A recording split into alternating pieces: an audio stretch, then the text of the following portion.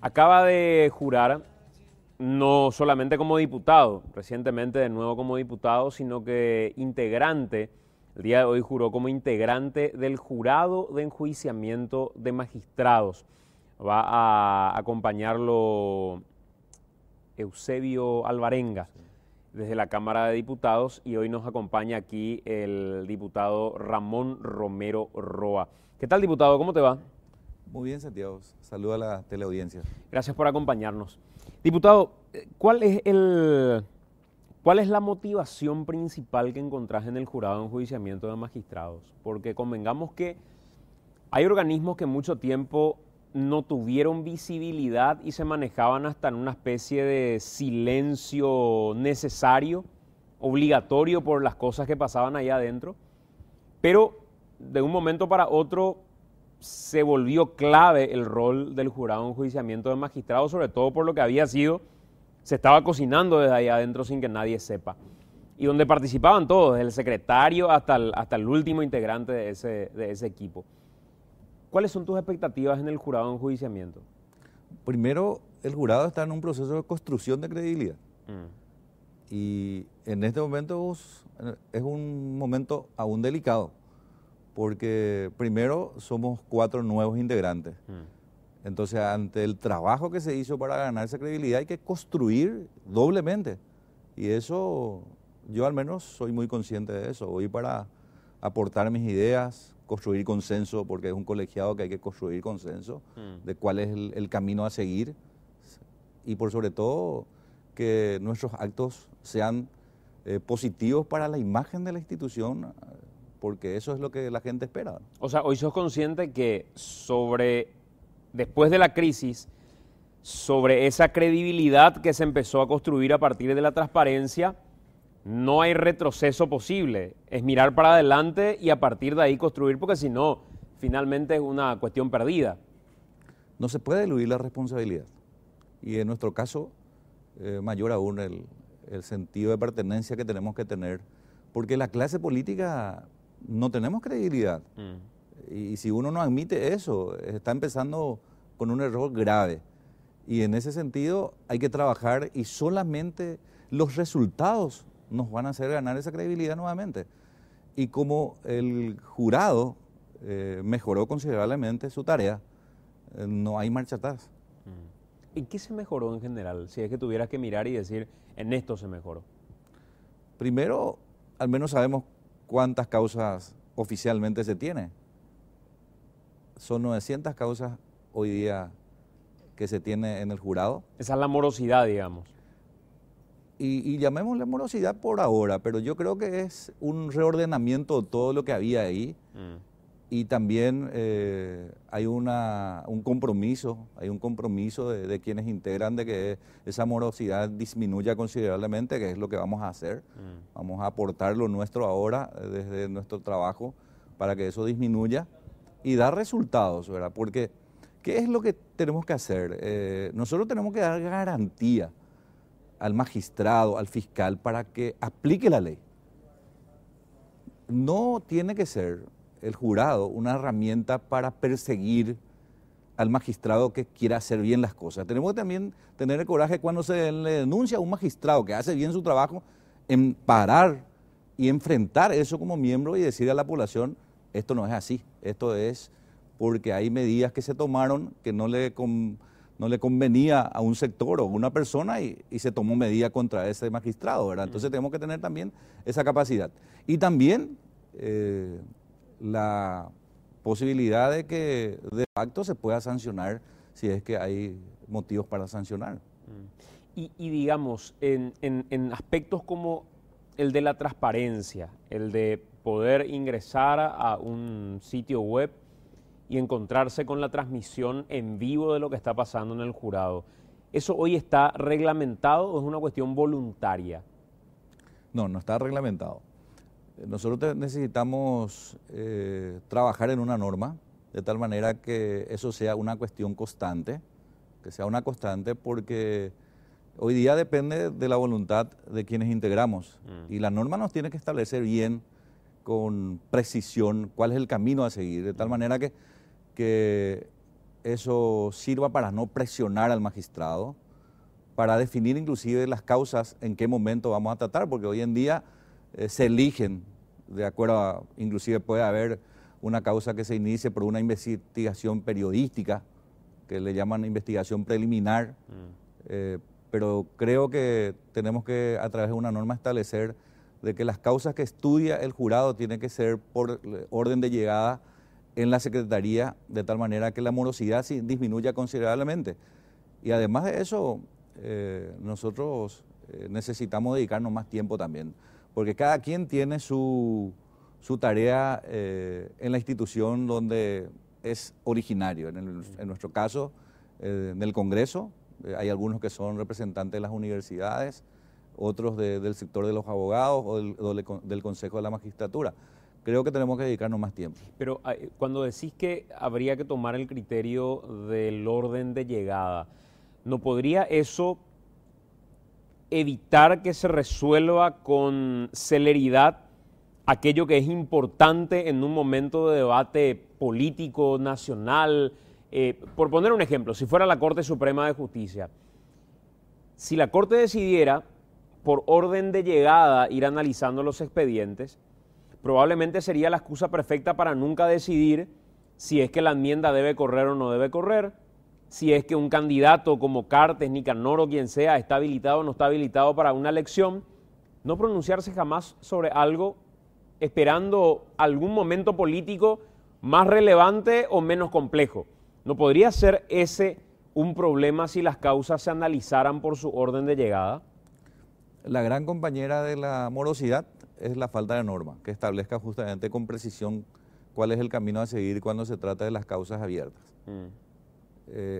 Costa Rica, por ejemplo, no tiene mucha morosidad y se establece de acuerdo al orden de llegada de las denuncias que hay. Entonces eso ayudó bastante. Pero siempre la norma tiene que tener también en estos casos una excepción que dependa de, por ejemplo, la utilización de esa excepción del presidente del órgano, ¿no? Entonces se puede establecer también una excepción que sea facultad exclusiva del presidente, en ese caso, de acuerdo a la importancia del tema del momento, ¿no? Y si bien no existe, decís, una reglamentación con relación a la transmisión de las audiencias que vayan a tener o las deliberaciones que vayan a tener, ¿considerás que hay algunas que deberían transmitirse públicamente, otras no? ¿Todas deberían transmitirse y no hay por qué guardar ningún secreto? ¿O cuál es tu criterio? Yo creo que no es necesario guardar. Los debates deben ser públicos, porque esa es la línea a seguir. Se ha implementado ya, eso tenemos que fortalecer y entiendo que eso no va a parar. ¿El debate y la decisión o solo el debate? La decisión misma siempre se incorpora también a la publicidad que tiene el jurado. Por ejemplo, usted puede entrar en la página hoy y va a conocer todas las causas pendientes y las que ya se resolvieron. Y va a tener la copia de las resoluciones, que es lo que hoy justamente estábamos viendo desde la presentación que nos hizo el presidente del jurado. Y la reglamentación debería definir también qué tipo de audiencias debería ser privadas o directamente partir de la base de que ninguna debería llevarse de manera privada. Yo no creo que sea necesario, porque eso es volver a tener reparos en el actuar del jurado. Y aquí hay que caminar mucho más rápido para poder ganar la credibilidad que necesitamos recuperar, porque esa es la línea que se exige hoy día, ¿no? En el jurado de enjuiciamiento de magistrados, digamos que algunos vieron por mucho tiempo como el garrote para aquellos que no se alineaban a las causas políticas. Uno terminaba mirando o escuchando los audios que se divulgaron de González Daer, de Lippmann y compañía, y era una barbaridad escuchar la manera en la que se presionaban los jueces para tal o cual sentido. Cuando cambia esa administración del jurado de enjuiciamiento de magistrados, y llegan Kriskovic, Peta, Tuma, Continúa y todos los demás, se ganó credibilidad evitando que sea un garrote para los magistrados o siguió siendo un garrote pero en otra línea?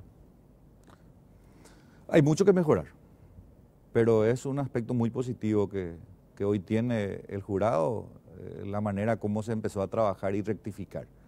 Porque también le da garantía al magistrado hoy día que quiera actuar bien, tiene todas las garantías de que va a tener el respaldo del jurado para actuar en consecuencia. Entonces, yo llamo eso de coraje, porque de repente hablamos mucho de la norma, pero muchas veces no es necesaria la norma también cuando hay coraje para llevar adelante desde el actuar de un fiscal o de un juez aspectos que hacen a que se aplique la ley.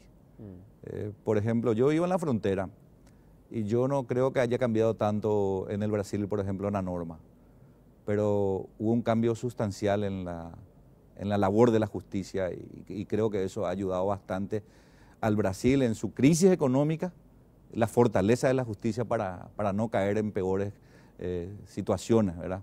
Entonces aparece un hombre con coraje, donde no le importa quién está al otro lado del mostrador para aplicar la ley, y eso se convirtió en un boomerang que hoy en día ya es inatajable, ¿no? Entonces yo creo que también muchas veces desde el Poder Judicial también hay excusa de no actuar porque se habla de la presión política, pero uno puede romper la presión política. ¿Cómo? Y actuando, aplicando la ley. La ley es muy clara.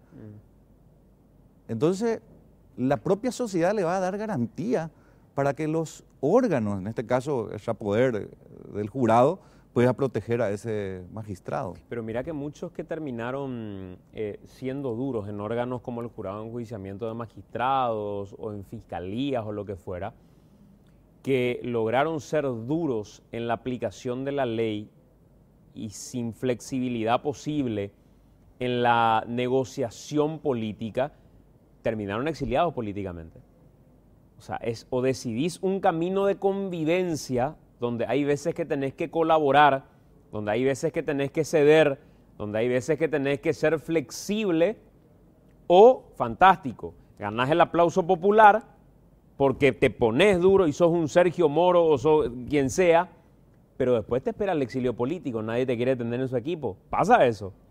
Pasa eso en parte, pero también, como me decía un abogado del foro, hay veces que aquellos que actuaron de esa manera no tenían la fundamentación necesaria.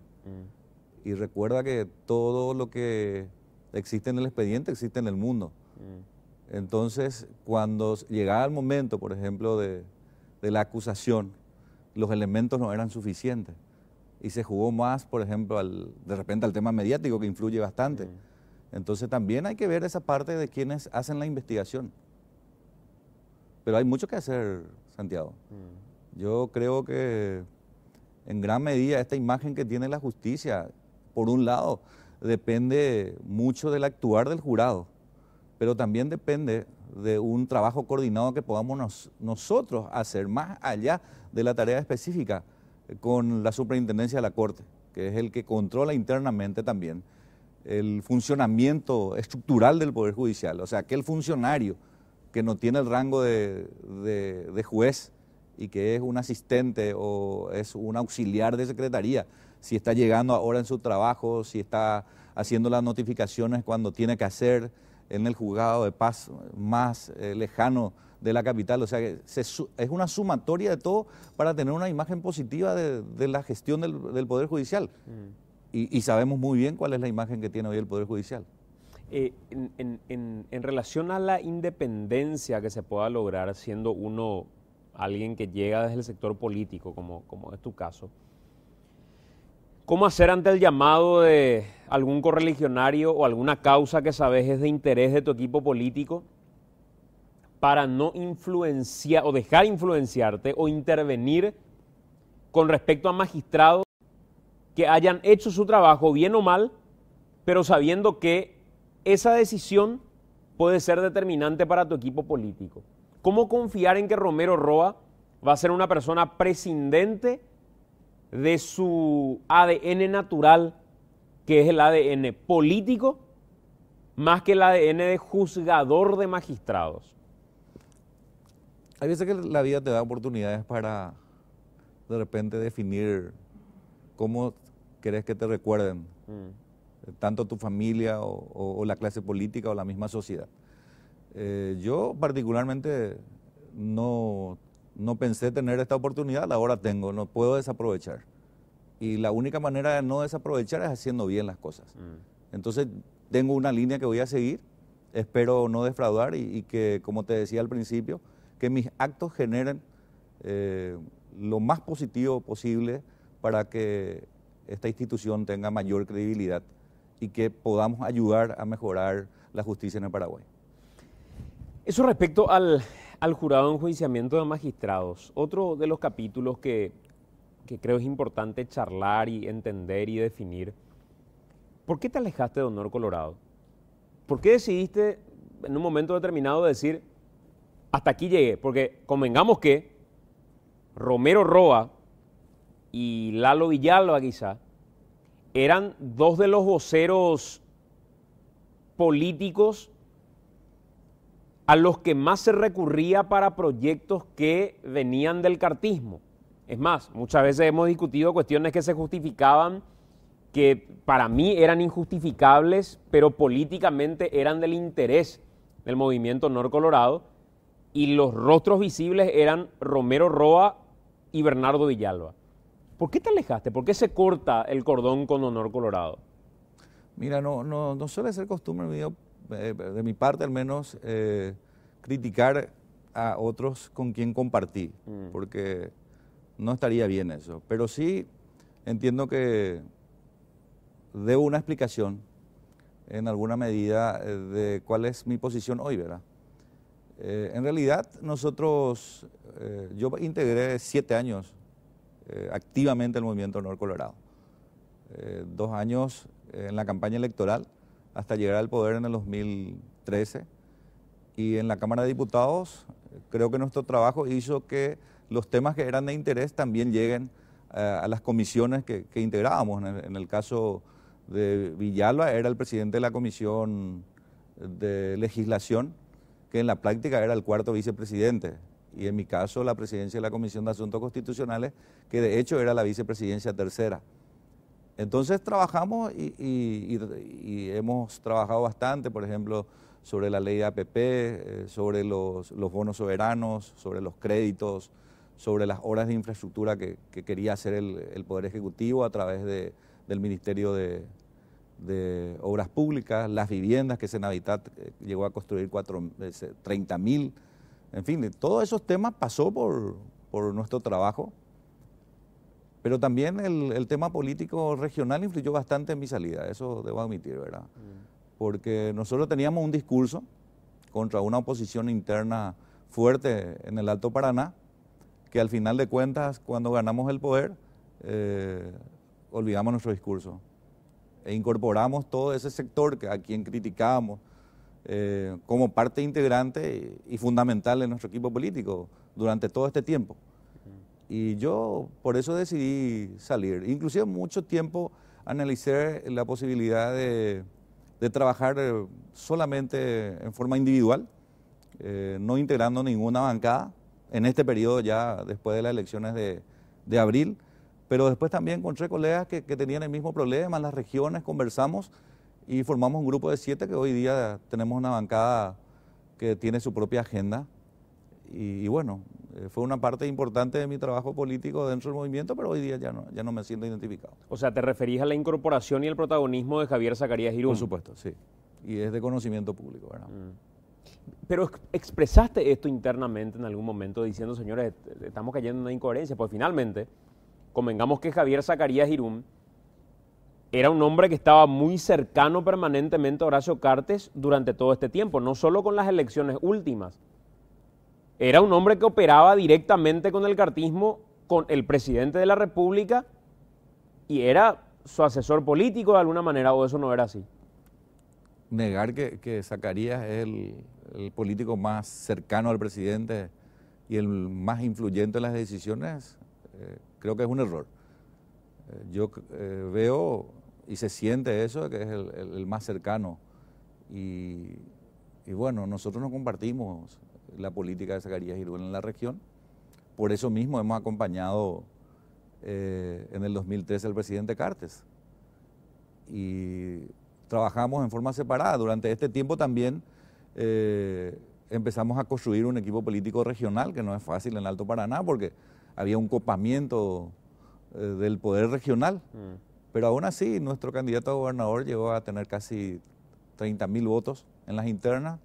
Pudimos ganar la banca de la Diputación con nuestro propio equipo, no formando parte del equipo, a pesar de estar identificado con el Movimiento de Honor Colorado del equipo de Zacarías Irún, no formamos parte de ese equipo. Y bueno, llegamos a esta instancia donde ya hemos agarrado otro camino. ¿Y cuáles son las incompatibilidades con Zacarías Irún? ¿Cuál es el factor determinante como para decir, yo no puedo ser parte de este equipo que integra a Zacarías Irún o que encabeza a Zacarías Irún? ¿Qué te diferencia de él? Bueno, nosotros somos de un departamento muy rico y donde su capital departamental es una de las ciudades más importantes, pero tenemos grandes problemas de necesidad insatisfecha de nuestra población. Y el manejo poco claro y abusivo del poder local, especialmente cuando se trata de recursos municipales, siempre hemos cuestionado. Si bien yo no soy de la ciudad, yo no soy de Ciudad del Este, yo soy de un municipio cercano que es Mingaguazú, la influencia que tiene Ciudad del Este en las ciudades cercanas es impresionante, porque la mayoría de nuestra población trabajan en Ciudad del Este, el sector comercial, empresarial es muy fuerte. Y entonces, imagínate una ciudad que tiene 60 millones de dólares de ingreso por año, no tiene agua potable en un 85% de la población. La infraestructura escolar, comparando inclusive con otras ciudades del interior del departamento, es mucho menor. Y la poca transparencia en el manejo de los recursos municipales es lo que más resaltó en los últimos tiempos. Recordará aquella vez que se pidió la intervención de la municipalidad, que fue una decisión política de nuestro movimiento no apoyar la intervención para verificar las cuentas. Y las veces que las autoridades locales querían controlar a través de la Junta Municipal, siempre se recurrió al Tribunal de Cuentas o la Corte mismo.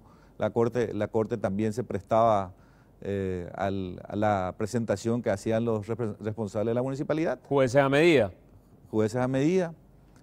Y bueno, es una sumatoria de todo, ¿verdad? Entonces, estamos un sector de la población que no compartimos eso, ¿verdad? ¿Por qué lo trataste de mafioso a Javier Zacarías Irún?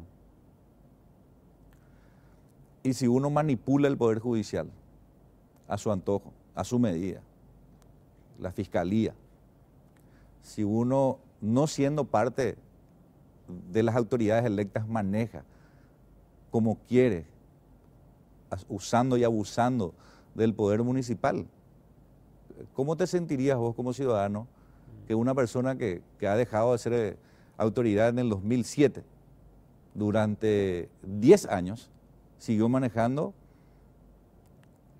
la municipalidad como él quería? Claro, pero eso quizás responda más a una idea, una matriz de corrupción, pero elevar a la categoría de mafia me parece que tiene otra connotación. Estela Ruidía habló de las informaciones que ella recibía y que consideraba que el poder que ejercía Javier Zacarías Irún era un poder cuasi mafioso. Y yo le dije que era simplemente muy benevolente su expresión, a que yo le quitaría la palabra cuasi y me quedaría con el siguiente, ¿verdad? Así surgió esa calificación que le dimos públicamente, ¿verdad? Y esas informaciones que decía manejar Estela quedaban cortas respecto a las informaciones que manejabas vos. Claro, claro. ¿Y cuáles eran?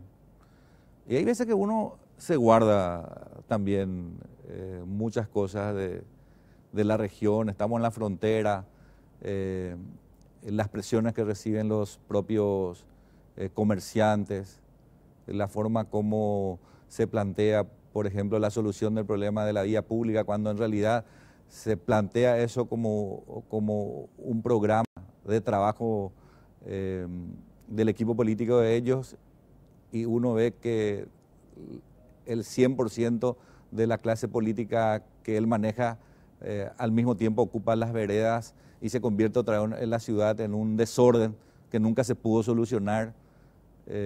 Hay muchas cosas, ¿verdad? Las gestiones que nunca se hicieron ante el poder central para llevarle el desarrollo. Sí, en esta oportunidad, cuando las obras ya empezaron, cuando las obras ya estaban a mitad de camino, empezaron a trabajar y por supuesto que las inauguraciones eran los primeros en estar cuando se concluía la obra, ¿verdad? ¿Y por qué Cartes lo tiene cerca? No sé, pero la predilección que tiene el presidente por todo su equipo político es innegable, ¿eh? Pregunto nomás porque, a ver, si es que incluso, voy a ir un poco más. En este mismo programa, alguien me llegó a decir, 15 días después de la renuncia de Pucheta, Cartes tenía todo servido para que su renuncia sea aceptada. Todo. Y después de una conversación con Javier Zacarías Irún, Cartes plantea y dice, si hoy tengo, ¿por qué no voy a tener dentro de un mes? Y ahí se desactiva la posibilidad de que se acepte finalmente la renuncia de Horacio Cartes. ¿Eso fue así? Yo no conozco, tengo así informaciones similares, pero no conozco porque no comparto mucho el entorno así cercano, permanente del presidente. O sea, yo me iba a Movicharoga por los temas muy específicos, no de los temas de debate político permanente, ¿verdad? Entonces no te puedo decir eso, no conozco. A mí lo que me extraña nomás, diputado, en general es cómo una persona que construyó empresarialmente un perfil, deportivamente un perfil, que a pesar de todo lo que tenía como cuateaba ahí, le terminó sirviendo de fachada para una presentación a la sociedad y para que lo elijan presidente y para que muchos digan, no, él ya es un empresario que no necesita más plata, no va a entrar a robar, a sacarle plata, ni permitir que sean corruptos, y se tragaban el discurso de vamos a cortarle la mano a los corruptos y demás. Porque una persona que pudo construir en marketing a su alrededor todo eso, termina teniendo en lo político a asesores de poca monta. Porque, a ver, con todo el cariño que podrán tenerle como negociador y como una persona que es más articulador como político que una Liana, por ejemplo, un Juan Darío Monjes no es un tipo brillante como para asesorarlo y era la voz del cartismo en muchas de las argumentaciones en el Congreso. Javier Zacarías Irún está en la misma línea. Recuerdo haber tenido una discusión con él donde él aseguraba que la Corte Suprema de Justicia había derogado el artículo 202 con la atribución que tenía el Congreso de tomarle o no juramento a un legislador. Estaba convencido de eso. Pedro Aliana, dejarle a Pedro Aliana la negociación de una cuestión tan delicada como el acercamiento al electo presidente de la República, o tener hoy, sin hacer juicio de valor del rol de los medios de comunicación del presidente, pero viendo que ahí no hay un criterio periodístico, sino que hay una guerra que en el momento de negociación le están tirando cuestiones familiares al electo presidente de la República. Esa es una torpeza. Y en la cabeza de nadie podía entrar que como mono se tenga que manejar una cuestión como esa cuando había que tender un puente de paz. ¿Por qué Cartes elige ese entorno atropellador? Bueno, esa es la ventaja que tiene un líder de un proyecto político, la posibilidad de que elija a sus colaboradores más cercanos. Yo, te reitero, muy pocas veces he participado en las reuniones políticas que hacía el presidente. Hablando de reuniones políticas, por ejemplo, las reuniones informales donde se debatía sobre tal tema, diversos temas. Entonces no suelo opinar mucho sobre eso porque creo que él eligió y tiene el resultado hoy que que lastimosamente no es lo que en principio se proyectó, ¿verdad? Así le fue. Sí, así le fue. Y este equipo que lográs conformar, digamos, con Arnaldo Samaniego, que en senadores integra Lilian Samaniego, ¿hoy ya integra también en el Senado formalmente Mirta Usinski? No. Pero están operando para ello. No hay nada formal al respecto, ¿verdad? No, nosotros solamente hablamos de los 7 diputados, mucho más de cerca. Integran 2 senadores que tienen su propia autonomía de trabajar. Hay posibilidad de que la otra semana, en estos días de fin de julio, se puedan incorporar 2 parlamentarios del Mercosur. Y así va sumándose gente que de repente quiere integrar con nosotros. Pero tampoco el objetivo es agrandar, el objetivo era construir una agenda legislativa, que es lo que hicimos, y sin hablar todavía de ningún otro proyecto, ¿verdad? ¿Y acaso no fue de la mano de Lilian Samaniego a aquella sesión histórica? En la bancada nuestra no se habló de eso. ¿No se habló de Mirta Usinski? No se habló. No hay ninguna oportunidad. ¿Y hoy qué crees? Ni siquiera como información. ¿Hoy qué crees? ¿Que Usinski es todavía parte del cartismo o ya no? No sé. No conozco ninguna información al respecto. Quienes salieron del cartismo, como tu caso, vos explicás tus razones, decís que tienen que ver con cuestiones de incompatibilidad con los líderes regionales o con este caso Javier Zacarías Irún. Categórico. Aunque creo que saliste medio tarde si era esa la incompatibilidad. Porque aguantaste 4 años y medio, aguantaste esa incompatibilidad. Pero construimos un equipo, porque también el poder político busca adherentes que tengan una carga electoral importante. Porque es una realidad que no hay que desconocer. Entonces, nadie tampoco puede desconocer el poder político electoral que 4 años atrás tenía Javier Zacarías, por ejemplo, que fue disminuyendo. Entonces, nosotros no teníamos otra alternativa que construir también un equipo político regional que tenga visibilidad, que creo que en alguna medida en el tiempo que construimos logramos tener, ¿verdad? ¿Te arrepentís de algo que hiciste en el cartismo? No es necesario arrepentirse de lo que ya pasó. Por eso uno analiza y dice, señores, hasta aquí, este es el nuevo camino que tengo que asumir, ¿verdad? Claro, pero uno mira para atrás y dice, de estos errores termino aprendiendo. Yo creo que muchos... Es una cuestión íntima, señores. O sea, que yo particularmente pienso, hay cuestiones que la experiencia hace de que uno diga, esto no debo volver a repetir. ¿Qué no volverías a repetir? No, digo en sentido general. Digo en sentido general. ¿La enmienda, por ejemplo, hoy estás convencido de todo lo que hiciste con la enmienda? Nosotros trabajamos, creo que dentro del ambiente político que se vivía en ese entonces. Pero también, si vamos a ir en la formalidad, como me decía un colega, nunca el debate interno en la Cámara se dio de la enmienda. Recordarás que solamente se dio la posibilidad del rechazo formalmente. Pero convengamos que... que la decisión política de acompañar la enmienda era parte como objetivo principal del movimiento que integrábamos. Claro, por limitar, diputado, todo lo que sucedió a decir que era el ambiente político en el que había que estar en ese momento, es como decir, estas son mis convicciones, pero si no les gusta, tengo otras. Entonces, no mirás hoy para atrás y decís que quizá llegaron muy lejos con la enmienda cuando debería ser una cuestión más racional, más con medida, menos atropelladora quizá. ¿Estás convencido que todo lo que se hizo con la enmienda desde el movimiento No Colorado se hizo bien? ¿Lo volverías a hacer si te pidiera alguien? Pero hay actores que aprovecharon el momento para abusar de ella, más allá del objetivo que se tenía, porque uno también puede tener un objetivo, pero hacerlo dentro de lo que es una conducta normal y que sea de paz. Si vos calificás que eso fue muy violento, ¿verdad? Entonces, hay actores que sí, en un grupo grande uno no puede ser responsable tampoco de la conducta de uno de los integrantes, ¿verdad? Claro, pero uno es responsable por acción o por omisión. De hecho que sí. Hay veces que quedarse callado y alzar la mano. Como grupo político el objetivo era tener la posibilidad de la reelección del líder del movimiento. Entonces, no se dio,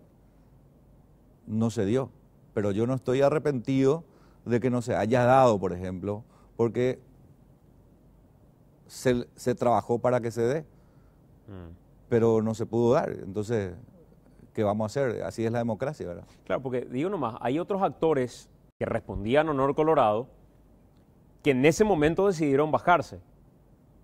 Y políticamente terminaba siendo un gancho, un coqueteo o lo que fuera, para llegar hasta donde llegó, por ejemplo, el propio Velázquez. Terminó yo estoy seguro que esa acción de Velázquez, además de todo lo que ya construyó como un negociador dentro de la Cámara de Diputados y demás, le sirvió para ser el candidato a vicepresidente de Mario Abdo Benítez. Tenía en ese momento su pelotatatá, como tuvo Robert Acevedo en algún momento políticamente o como tuvo cualquiera de los otros protagonistas. Pero en ningún momento te pasó por la cabeza el decir, yo acá me bajo, señores, y hasta acá llego. ¿Hoy estás convencido de todo eso que hiciste y decís, lo volverías a hacer o no? No volvería a hacer porque yo estoy ya hoy en otro proyecto que es totalmente distinto, ¿no? Entonces, decir hoy, actuar de la manera que actuó el movimiento, es muy fácil decir hoy estoy arrepentido. Uno tiene que ser también responsable de sus actos. Entonces, yo hoy estoy en otro proyecto. Entonces, en mi agenda no figura lo que me estás preguntando.